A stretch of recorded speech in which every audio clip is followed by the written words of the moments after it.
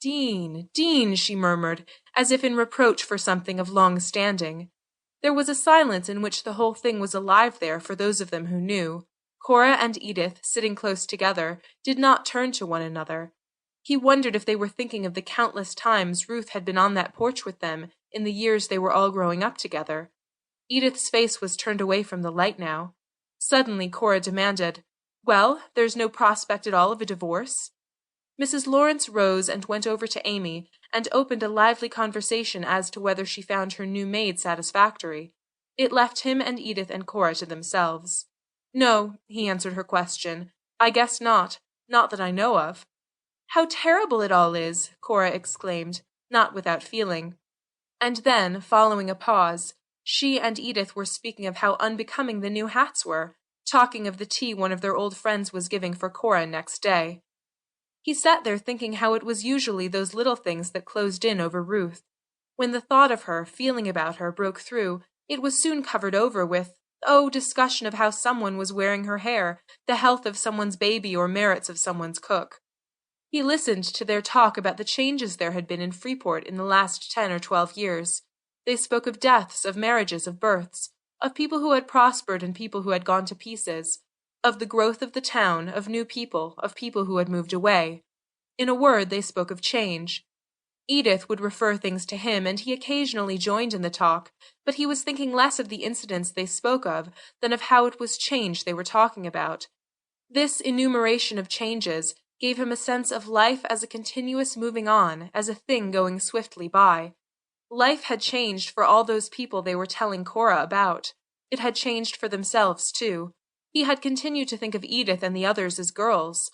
But they had moved on from that. They were moving on all the time. Why, they were over 30. As a matter of fact, they were women near the middle 30s. People talked so lightly of change, and yet change meant that life was swiftly sweeping one on. He turned from that too somber thinking to Amy, watched her as she talked with Mrs. Lawrence. They too were talking of Freeport people and affairs, the older woman bringing Amy into the current of life there.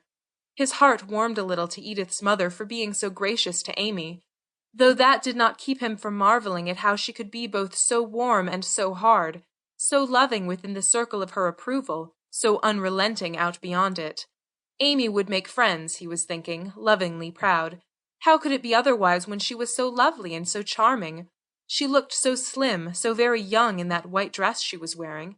Well, and she was young, little older now than these girls had been when they really were the girls.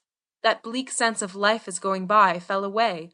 Here was life, the beautiful life he was to have with Amy. He watched the breeze play with her hair, and his whole heart warmed to her in the thought of the happiness she brought him, in his gratitude for what love made of life. He forgot his resentment about Ruth, forgot the old bitterness and old hurt that had just been newly stirred in him. Life had been a lonely thing for a number of years after Ruth went away. He had Amy now. All was to be different. They all stood at the head of the steps for a moment as he and Amy were bidding the others good night. They talked of the tea Edith was to give for Amy the following week, what Amy would wear, how many people there would be. "And let me pick you up and take you to the tea tomorrow," Edith was saying. "It will be small and informal, just Cora's old friends, and then you won't have so many strangers to meet next week." He glowed with new liking of Edith, felt anew that sweetness in her nature that, after her turning from Ruth, had not been there for him.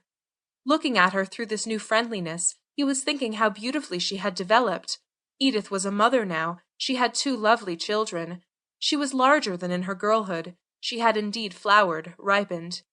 Edith was a sweet woman, he was thinking. "I do think they're the kindest, most beautiful people," Amy exclaimed warmly, as they started slowly homeward through the fragrant softness of the May night. End of Chapter 1. Fidelity by Susan Glaspell. Chapter 2.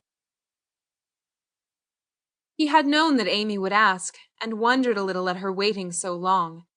It was an hour later, as she sat before her dressing table brushing her hair, that she turned to him with a little laugh and asked, "Who is this mysterious Ruth?" He sighed. He was tired, and telling about Ruth seemed a large undertaking. Amy colored and turned from him and picked up her brush. "Don't tell me if you don't want to."